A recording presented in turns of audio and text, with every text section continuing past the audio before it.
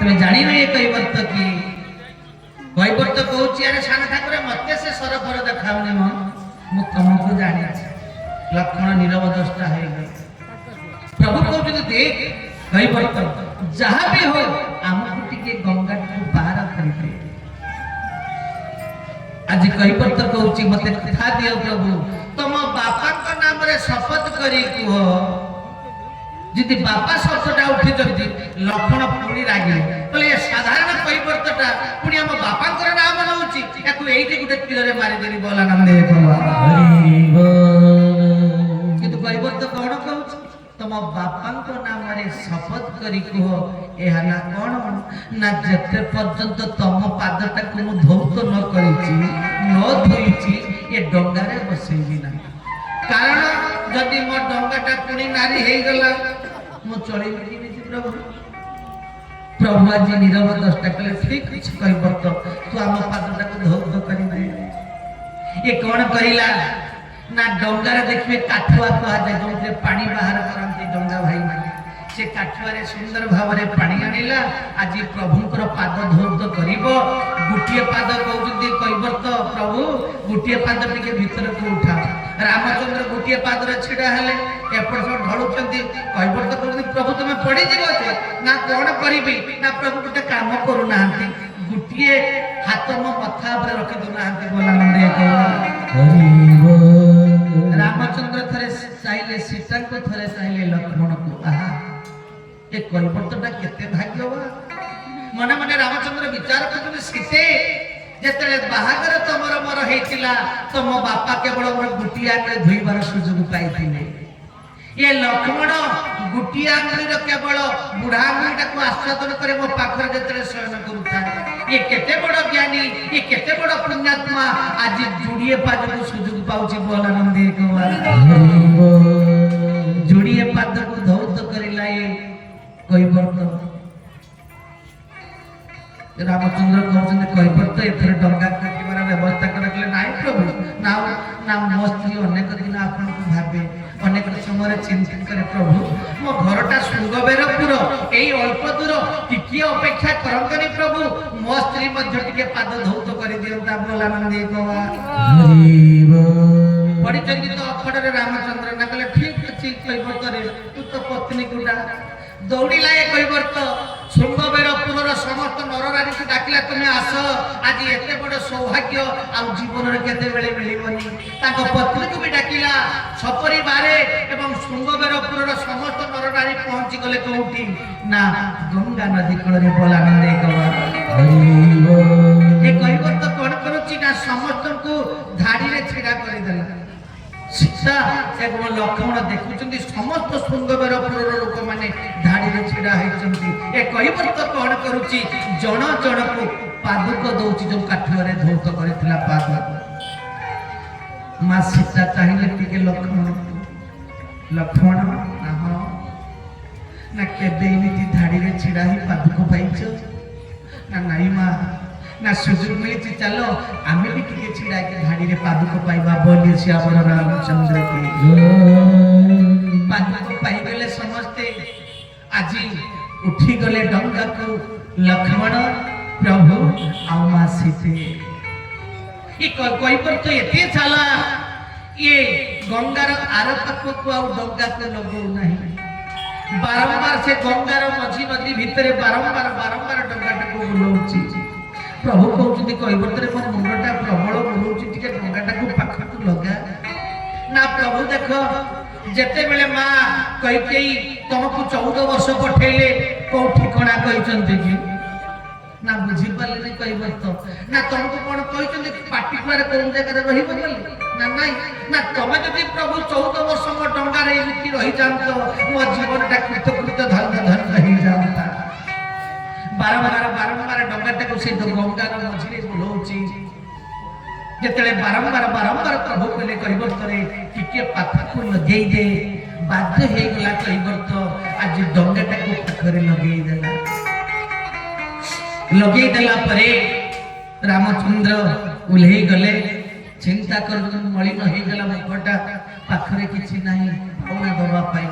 सीता को टिके अनै देले जानि देले मां सीता जे प्रभु किछि इशारा करचंती से जो मुद्रिकाटा पिंदी दिले से मुद्रिकाटे को बढ़ाई देले प्रभु को से मुद्रिकार नाम कोन आज्ञा से मुद्रिकार गोटे स्वतंत्र काम थिला तांको जेते बेले देइथिले तांको बापा जनक से मुद्रिकार काम हैला अनेक कथा अखई पात्र भली देई पारंती मां सीता को अनेक दान तेणु जतले आज मर्यादा पुरुष रामचंद्र मुद्रिकाटी को बढ़ाउचंती कहबत कले प्रभु मु तो कथा देछि पावना केते बेले निए ना द्वितीय रे तम जाति जा मो जाति सिया गुटिया जाति भितर केते बेले पर टंका नबाब दबा हुए कि लक्षण कले कहबतटा को एठी मारी देबी ता जाति से तो हम जाति को समान करेलेनी राम कहते लक्षण टिके रही जाओ अच्छा कहबत तम जाति जा हम जाति समान कि हे गला ना प्रभु देख मु ए गंगा रे डंगा पकेइची मु ए जीवित मनुष्य गुडा को पार करूची आपण प्रभु मला गुडा को भवसागर पार करंती बोल आनंद एकवा तम जाति जा मो जाति सियान निरवतस्त हे गेला जी राम ए कहबतटा केते ज्ञानी केते बड़ भक्त द्वितीयत लक्षण जतले सुनिले जाति कहूची जहा भी एटा एठी बद्ध कर देबी आज जतले काढुचंती तीर कहि दउचंती कहबत टिके अपेक्षा कर सान ठाकुरे तमे मते मारिबा को बारंबार धमक दउच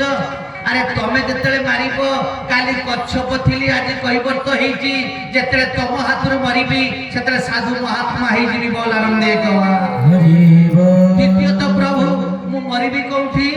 ना कोठी राम पचार जल्दी ना गंगा नदी कूल रे मरिबी सब जतले मनुष्यर मृत्यु हुए समस्ते चाहती तुंडरे टिके गंगा पानी दियो आ तुलसी पत्र दियो मु तो प्रभु गंगा नदी कूल मिलेबी ताले मते संपूर्ण भवसागर पारी हबार सुयोग मिले जीवो अच्छा प्रभु मु जते बेले मरिबी सेतले कहा को दर्शन करी मरिबी ना कहा को ना लक्ष्मी नारायण को दर्शन करिबी ना भल कथा ना जते आपण को दर्शन करी मिलेबी मोर मुक्ति हो कि नहीं ना मुक्ति हो ना द्वितीय तो जते नदी कूल रे मरिबी मो सब संस्कार किए करिबो मोर तो केही ना कि आपण माने जोड़िए भाई अछि मोर करिबी आज जोड़िए भाई जते मोर सब संस्कार करिबो मोर एकादश पाळिबो कि नहीं एकादश पाळिबो खाली एकादश तो पाळी करी वर्ष को मध्य मोर थरे श्राद्ध दब बोल आनंदी बा हरिबो जते पदक कथा कहि दैचंती ए कहिवर्त प्रभु कृतकृत हेई गले जो कहिवर्त बांधी थिला तार गामुछा खंड को छिंडई देले एवं गुटिए खंड को उड़ेई देले आ गुटी को कहिवर्तर मथरे बांधी देले अनेक शास्त्र को चारि खंड करे थिले माना गुटे कहिवर्त मथरे बांधिले गुटिए डंगा रे बांधिले गुटिए पतितपा बान हेई गला आ गुटिए कोठी रहिला बैले श्यावर रामचंद्र की ये बाना चारि जुगर अछि सत्य जुगर थिला अवधूत बाना त्रेता रे सेही बाना नाम हैला अरिंदम बाना द्वापर जुगरे सेही बानार नाम हैला आर्तत्राण बाना आ कली जुगरे फरफर हेई उडुची पतित पावन बाना बैले श्यावर रामचंद्र की एक कहिवर्त प्रसंग सुंदर भावरे सुनी सारिला परे जतेले आज प्रभु चली जाउचंती कहिवर्त मने मने कहूची प्रभु आज पाखरु ए डंगा रे मु कहा को पार करिबि नाही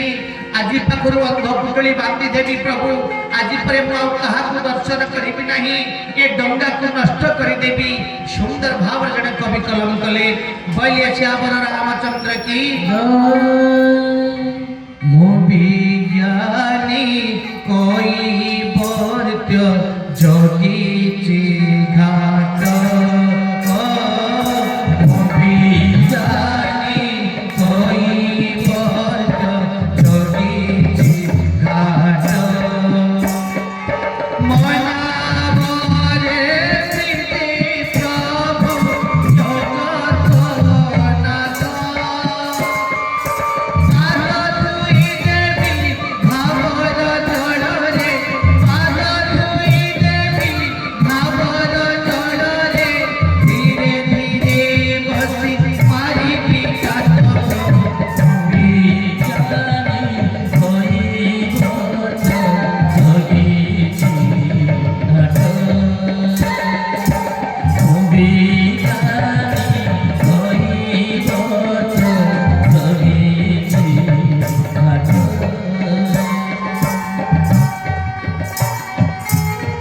ତୁମେ ପ୍ରଭୁ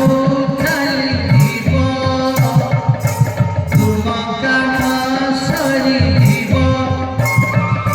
ମୋର ଏ ତୋରା ନବ ଭାସିଯିବ ଭାଙ୍ଗିଯିବ ତୁମ ପଦର ଆବ ଧୋଇ ଦେବ ତୁମ ପଦର ଆବ ଧୋଇ ଦେବ ଦେଖାଇବ ମୋତେ ମୁଠି ବୈକୁଣ୍ଠ